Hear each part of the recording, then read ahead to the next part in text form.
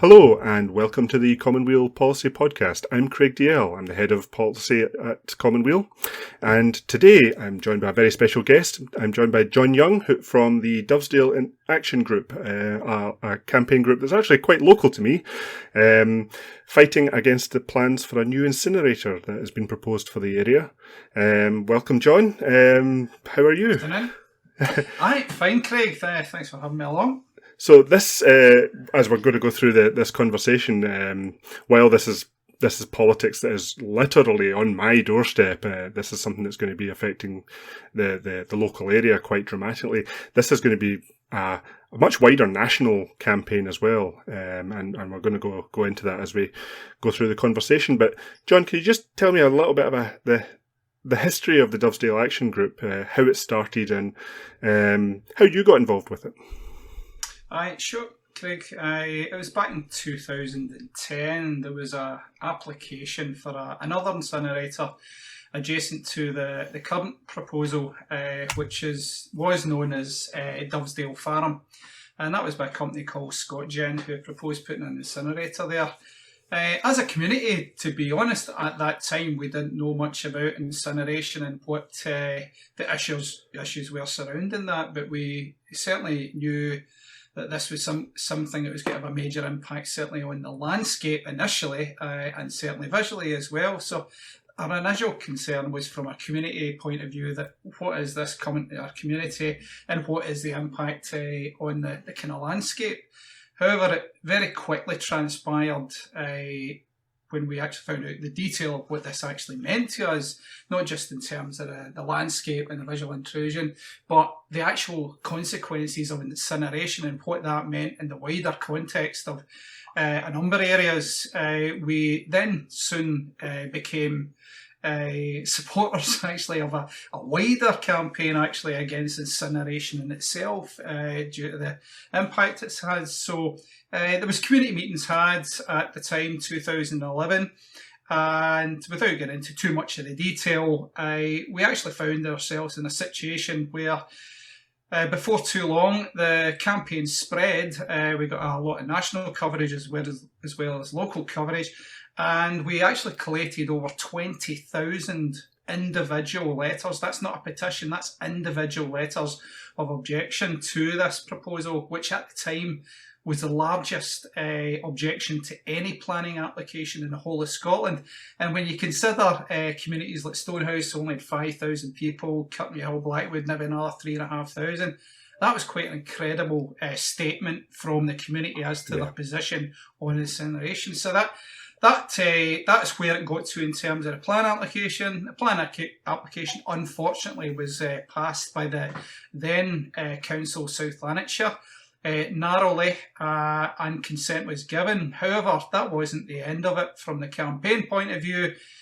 We decided that this was such an important issue that we start to raise the profile of it both nationally, and secondly we'd also start to then pursue ScotGen, who then had another incinerator down in Dumfries at the time, and we started highlighting the breaches of its PPC licence, that's its licence to operate, and lo and behold the place went on fire eventually and was closed down. So very appropriate, you could say, with incineration, but it did highlight a problem within incineration, that it is a dangerous industry and these fires are not that uncommon. So that was the kind of the background to where we were 10 years ago. ScotGen went out of business, the application did not proceed at that time. Lo and behold, 10 years later, we're back here again with another application, now for the largest incinerator in Scotland by Viridor. However, I would say that in between those years, we continued to fight with other applications in Scotland, and were helpful in supporting other groups in Hamilton who fought off an application there. It has not proceeded, and also we supported a campaign at Carnbrough over North Lanarkshire as well, and we also supported other campaigns in Scotland too, because we realise that as a local campaign group, it's not just about the local impact, it's about the national impact. And if we're going to address the issues of incineration, that we need to do that at a national level. So that's the background to where we are today. Yeah, and I have to say, it's somewhat of an irony given my position in politics today, but pretty much prior to 2012, I can say I didn't really have much of an interest in politics. But I do remember that first campaign back in 2010 and 2011, and I especially remember in the run-up to the 2011 Scottish elections when we had at least one councillor who was campaigning to become an MSP at that time. And I do remember him coming to my door. I won't name him, I won't name the party, but coming to my door saying that he was fully against this incinerator and would campaign against it in the Parliament. And I had to point out to him that I did recall that he had voted for it in the council. And I do remember the crestfallen look on his face when I pointed this out to him, and it was obvious that many people in the village had also pointed this out to him. Yeah, I think this is actually quite an important point, actually, because I think when we look at the issues that there are nationally, there are some issues which actually stretch beyond politics, and this is one of them when it comes to health and the environment, where it united a whole community regardless of their politics. And that was one of the things that we've continued to this point today. We've got a core group which is made up of all parties and none, but we've decided we're not going to support any party. However, we did state, and we did do it previously in 2010, decide that we would oppose those individuals who supported this application. In fact, so much so that at the following council elections, the councillor who was the chair of planning lost his seat, as did others. And we went to every polling station, regardless of our own views on the politics of it, and we campaigned outside those stations all day. We then continued that campaign to the parliamentary, I think it was 2011, if I remember rightly, and the then finance minister, Tom McCabe, actually stated himself that his loss in the campaign was down to the fact that there was a community campaign which had a backlash on his party at that time for passing the application. So equally so, there's candidates who were successful, who actually supported the campaign, as a consequence got themselves elected. So I think it was a warning right across not just South Lanarkshire but other councils as well, to say, look, when a community objects against something so strongly, they need to have a voice, and we felt our voice wasn't being heard. So it was a real wake-up call, and also it was alerted people to the wider issues, obviously the environmental side of it as well. Yeah, there are very, very few things in politics more deleterious than a community expressing their view and then it being overruled, as that planning proposal was. So let's bring things up a decade later. We have this new plan. Where has that come from, and why has that arrived? Again, despite this history of objection from the local communities.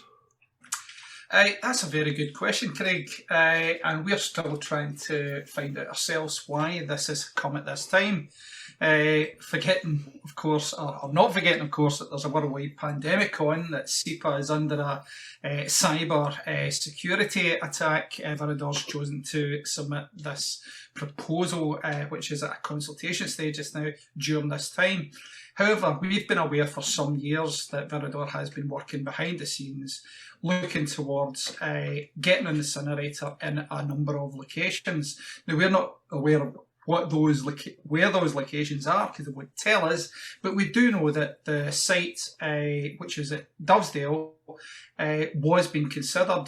Transpires they are actually looking at a site at Overwood, which is the farm immediately next to it, in the heartland of Greenbelt, South Lanarkshire, between the villages of Stonehouse, Netherburn, Blackwood and Kilty Hill. So their reasons for this, I suppose they think that there'll be profit in this, but from a community activist point of view, we do not think it's appropriate that should be profiting from pollution. And we've asked for breakdowns of how much they think they will make from this venture.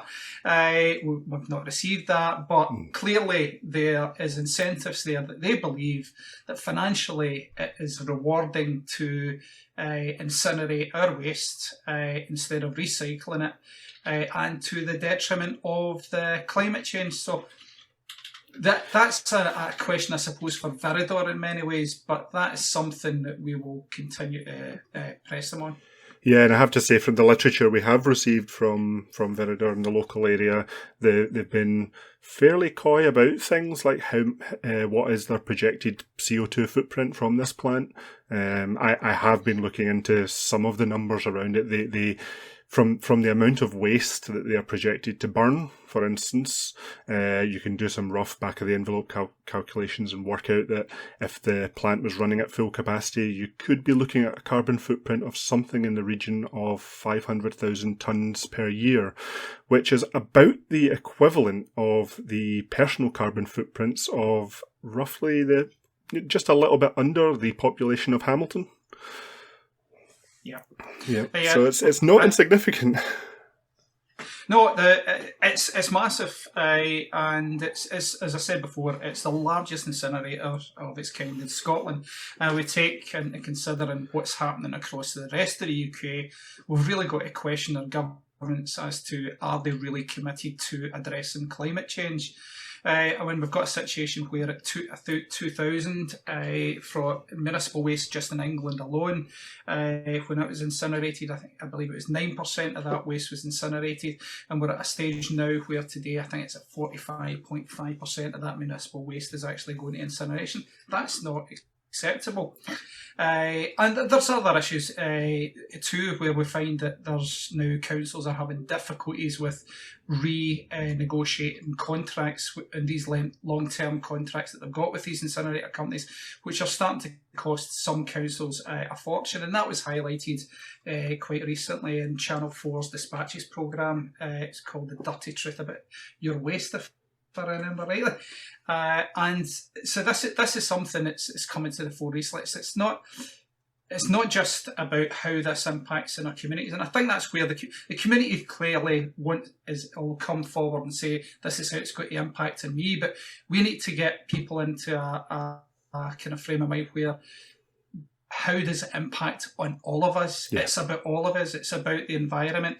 And if we're going to change national policy, we need to look at this in a more strategic way and actually unite our forces in trying to put pressure on to seek change here. Because at the moment, we have a national policy which is called a circular economy.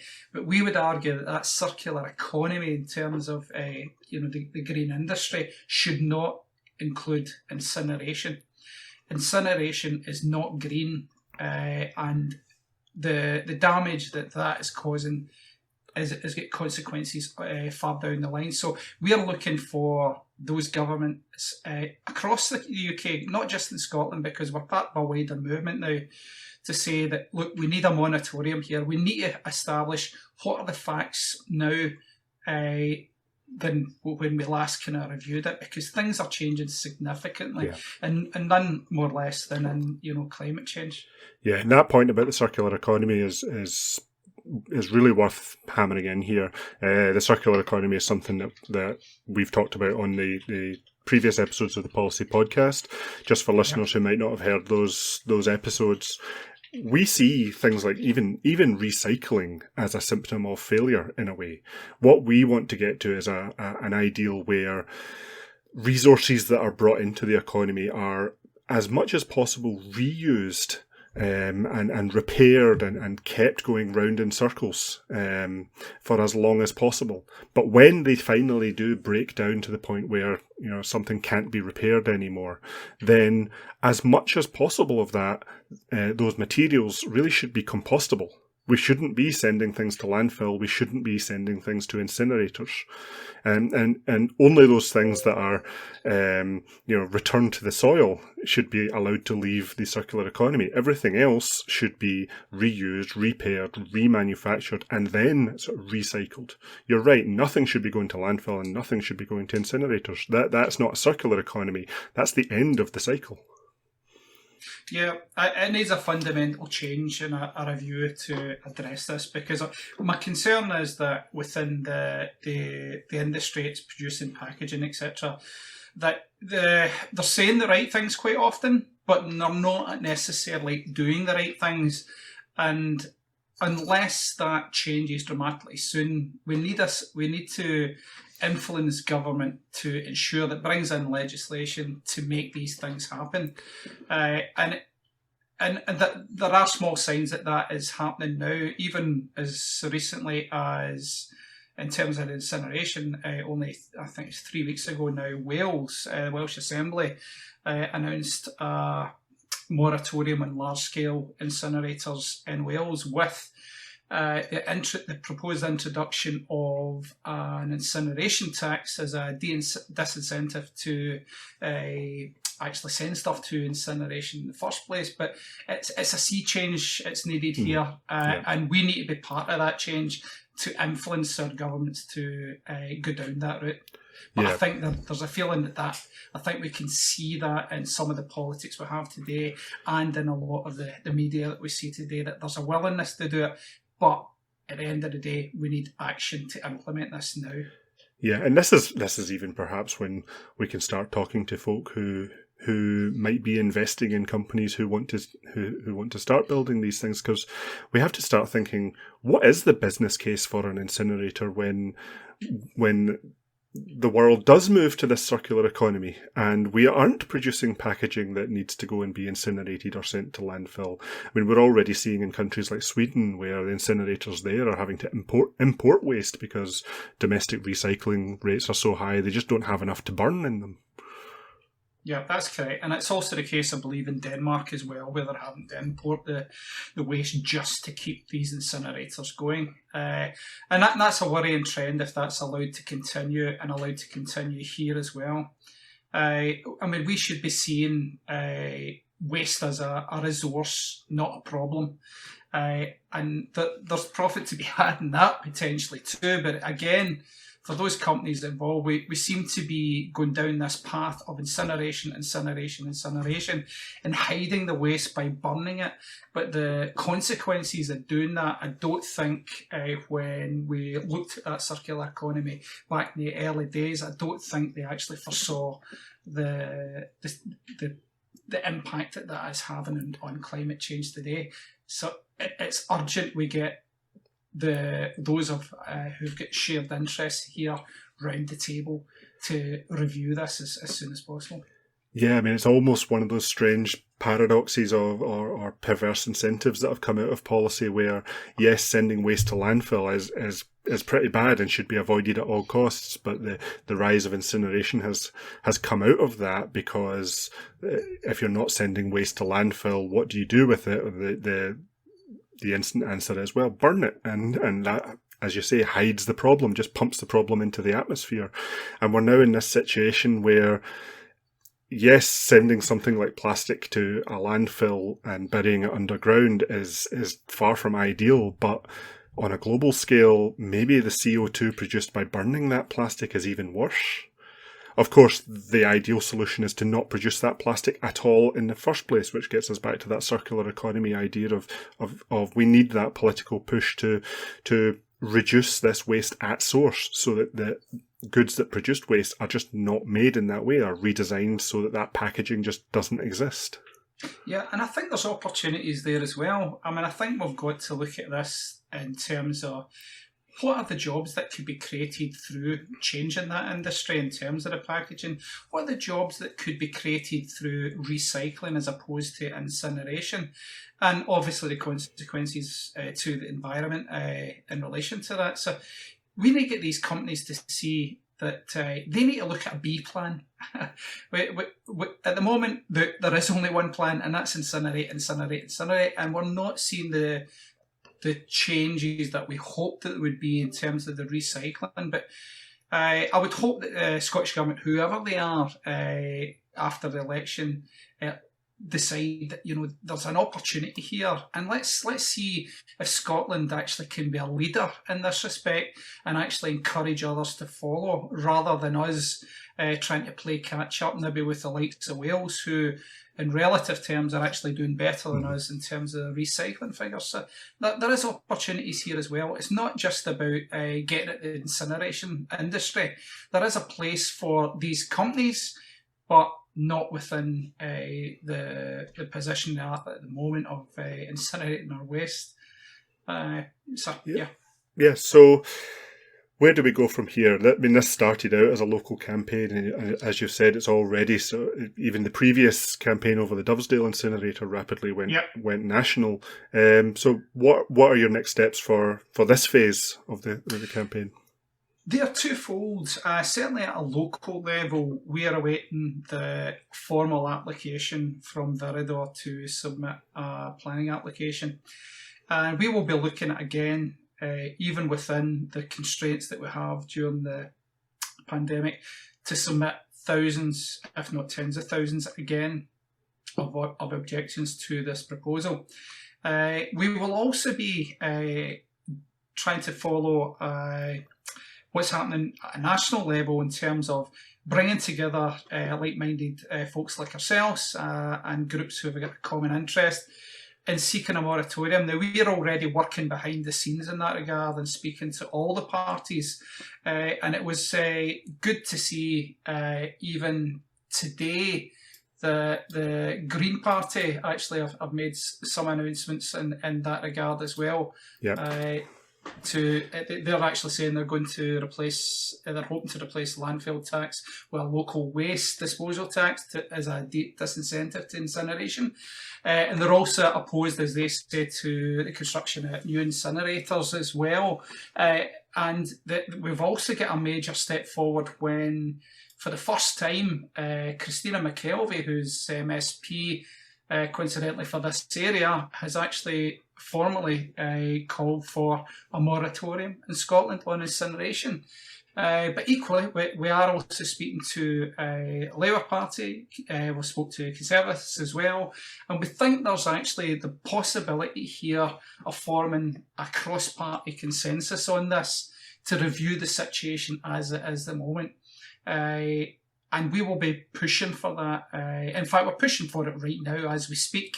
But we'll certainly be pushing the button on that to a great extent once the elections are over, as it's too important. And as I said before, it crosses the political kind of boundaries that we all have as well. Yeah, it certainly reminds me of the fracking campaign of 5 years ago, where we had this mass upswell of public anger against the policy and public support for the campaign against it, and that as well, hit records in terms of the number of people who were submitting to the public consultations and getting involved in the campaigns. So how can people get involved in this campaign in particular, whether they're local to this area where the incinerator is, or whether they want to get involved in the broader national campaign? Yeah, well, at the moment, it's early days in terms of formulating the national campaign. We're doing that as we currently speak. In fact, I was actually involved in the anti-fracking movement as well, leading the South Lanarkshire group here, and saw the benefits of uniting groups like that across the country. But in terms of local context, we've established a Facebook page, which is just called Dovesdale Action Group, and that has already got about 2,000 new members just over the last couple of months alone in regards to that. We're also establishing a web page as well, which has currently been set up too. But we're also linking into other groups too, and trying to share information, share knowledge and understanding of what's happening at a local, national level, and also trying to unite the village and villages across the South Lanarkshire to see that, this is something bigger than all of us, that at the end of the day, we don't exist if we don't have the air to breathe. And this is something which I think does capture imagination. I think the likes of Greta Thunberg and all the young activists that have come to the fore in recent years have actually re-engaged a community which before wasn't really interested in what was happening behind the scenes. As long as the waste was getting dealt with, they turned a blind eye to it. But I think we can all now see the consequences of climate change on our doorsteps, and for some people that's literally on their doorsteps. So something has to change, and from a community context, I think that's where we see ourselves over the coming weeks and months. Yeah, I mean, it's often said that all politics is local, and it is things like this that really bring it home to folk, literally. Yeah, that's right. So, well, John, thank you for coming on to the podcast. I will put a link in the description of the podcast to send people to the Facebook group. And as we come to the end of the podcast, I'd just like to remind all of our listeners that Common Weal is entirely supported by folk like yourselves. So if you like the podcast and you like our policy work and our broader campaigns, there is a donate button in the description below the podcast. Next week, I hope to be rejoined by my co-conspirator, Jonathan Shaffey, where we'll be bringing you more from the political world of Scotland as we run up to the elections. So I hope you will join us next week.